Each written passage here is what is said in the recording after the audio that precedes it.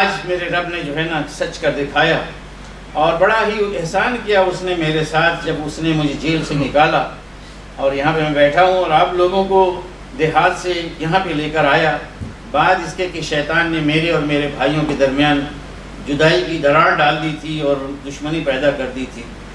آخری بات کہہ رہے ہیں کہ ان ربی لطیف لما یشاء، میرا رب جو کچھ کرنا چاہتا ہے اس کو انجام دینے میں بہت ہی باریک بینی سے وہ کام کیا کرتا ہے۔ آپ دیکھیں کہ حضرت یوسف کے وہ تمام مراحل، لیکن یہاں پہ بیٹھے ہوئے ہیں، کوئی سوچ نہیں سکتا تھا، ہر مرحلے پہ پتہ چلا گئے کام سے، ہر مرحلے پہ گئے کام سے، اب کوئی بچنا مشکل ہی ہے، لیکن پتہ چلا کہ ہر مرحلہ جو سختر ہوتا جاتا تھا وہ انہیں کامیابی سے قریب تر کرتا جاتا تھا۔ یہی بات رسول اللہ صلی اللہ علیہ وسلم کے ساتھ ہوئی۔ تو آج جو آیات ہم نے پڑھی ہیں، یہ سارا قصہ ختم ہونے کے بعد رسول اللہ صلی اللہ علیہ وسلم کو خطاب کر کے کہا جا رہا ہے کہ یہ غیب کی خبروں میں سے ہے جو ہم تمہیں وحی کے ذریعے سے بتلا رہے ہیں۔ گویا کہ اس کتاب کو، اس سورت کے نزول کو وحی کی صداقت اور وحی کی دلیل کے طور پر، اور یہ کہ قرآن شریف جو آپ پر نازل ہو رہا ہے یہ کلام الہی ہے، اس کی دلیل کے طور پر بیان کیا جا رہا ہے، ورنہ کوئی آپ کے پاس اس کے علم کا ذریعہ نہیں ہے، کوئی سورس نہیں کہ جس کے ذریعے سے آپ کو معلوم ہو سکے یہ قصہ۔ یہ ہم وحی کے ذریعے سے آپ کو بتلا رہے ہیں، نہ تو تم اس کے پاس تھے اس وقت جب انہوں نے اپنی رائے پہ پورے عزم کے ساتھ انہوں نے اقدام کیا اور وہ سازشیں تمہارے خلاف کر رہے تھے، ان کے بھائیوں کی طرف اشارہ ہے، اور لیکن اس کے باوجود فرمایا کہ اے نبی صلی اللہ علیہ وسلم، آپ خواہ کتنے ہی حریص بنے، لوگوں کی اکثریت وہ ایمان لانے والی نہیں، یعنی یہ قریش کے لوگ جان گئے ہیں سب کچھ، اس کے باوجود بھی کتنے بھی آپ حریص بنے، اور حریص بننے کا مطلب یہ ہوتا ہے، حرص کے معنی کیا ہیں یہاں پہ عربی میں جب اس طرح سے آتے ہیں، آپ کتنے حریص بنے، وہ جو ہے ایمان لانے والے نہیں، یعنی ان کے ایمان کی حرص۔ تو حرص کا مطلب یہ ہوتا ہے، مثلا آپ میرے بھائی ہیں یا دوست ہیں یا عزیز رشتہ دار ہیں،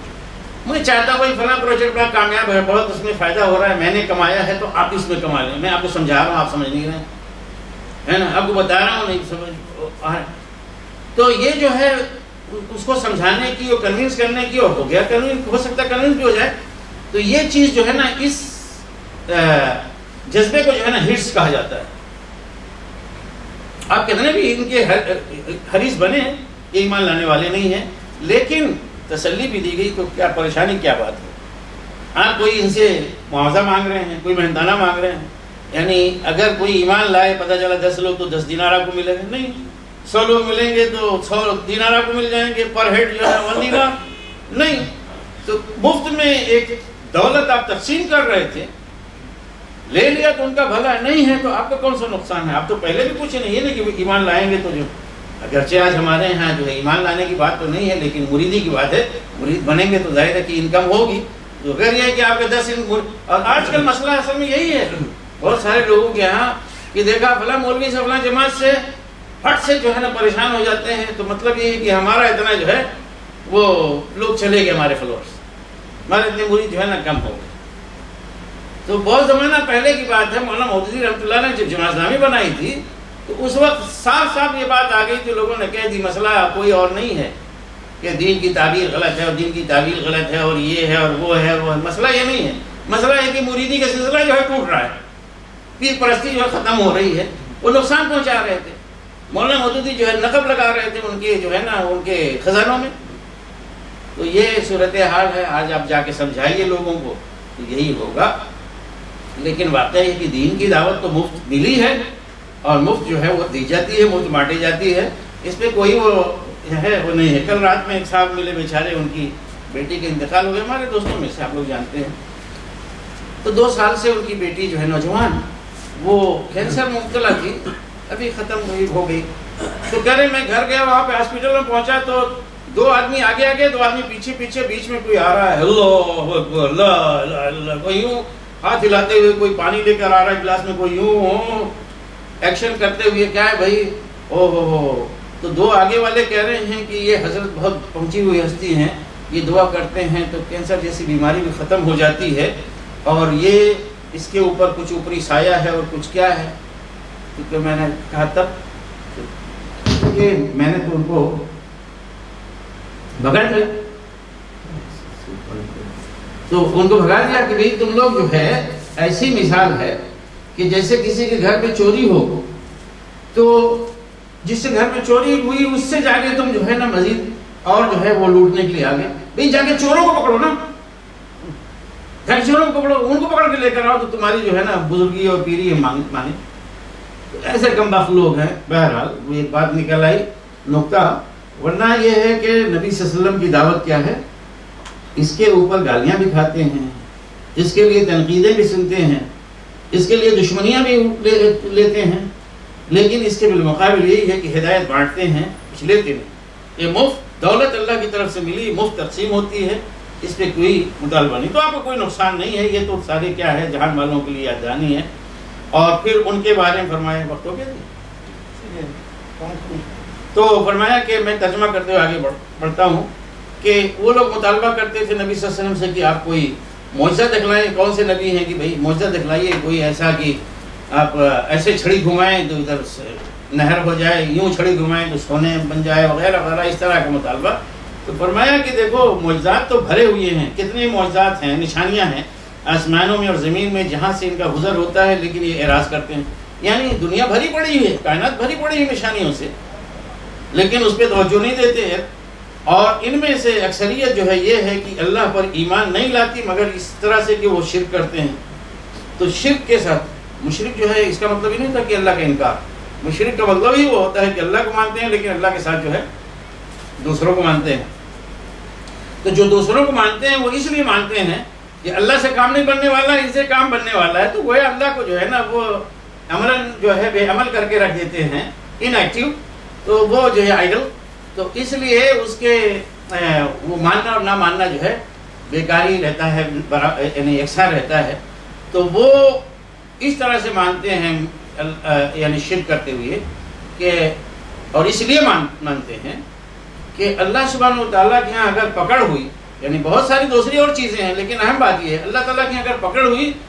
یہ فلاں فلاں فلاں ہیں، بچا لیں گے، ختم بات. تو پھر ایسے لوگ چھوڑنے کے لیے تیار نہیں ہوتے. تو فرمایا کہ کیا یہ لوگ بالکل اس بات سے بے فکر ہو گئے ہیں کہ ان کے اوپر اللہ کے عذاب میں سے کوئی ایسا عذاب آ جائے جو ان کے اوپر چھا جائے، ڈھانپ لے، یا ان کے اوپر قیامت اچانک آ جائے اور انہیں پتہ بھی نہ چلے. اے نبی صلی اللہ علیہ وسلم کہہ دیجئے کہ میرا راستہ یہ ہے، میں اللہ کی طرف بلا رہا ہوں اور کسی کی طرف، یہی ہے میرا راستہ. میرا راستہ کیا ہے؟ میں اللہ کی طرف دعوت دے رہا ہوں پوری بصیرت کے ساتھ. یعنی یہ نہیں کہ بس ایسے ہی تاریکی میں ایسے ہی تیر تکے چلا رہا ہوں، پوری بصیرت کے ساتھ. یعنی اس دعوت اللہ کے دلائل میرے پاس ہیں، مضبوط دلائل، پوری پختہ دلائل میرے پاس ہیں. میں بھی اور وہ تمام لوگ جو میری پیروی کر رہے ہیں، یعنی اہل ایمان، ہم بس اسی کی طرف، اللہ کی طرف بلا رہے ہیں. اور اللہ پاک ہے، میں مشرکوں میں سے نہیں ہوں. اللہ پاک ہے یعنی اللہ کو کسی بت کی، کسی سہارے کی، کسی اس کی ضرورت نہیں ہے، اس لیے کہ اللہ تعالیٰ کسی بھی نقص اور کمزوری اور عیب سے پاک ہے. اور پھر یہ کہا، وہ اعتراض کرتے تھے کہ بھئی آپ کیسے نبی ہیں، آپ تو بھی ہمارے جیسے کھاتے پیتے ہیں. تو یہ بھی فرمایا کہ آپ سے پہلے ہم نے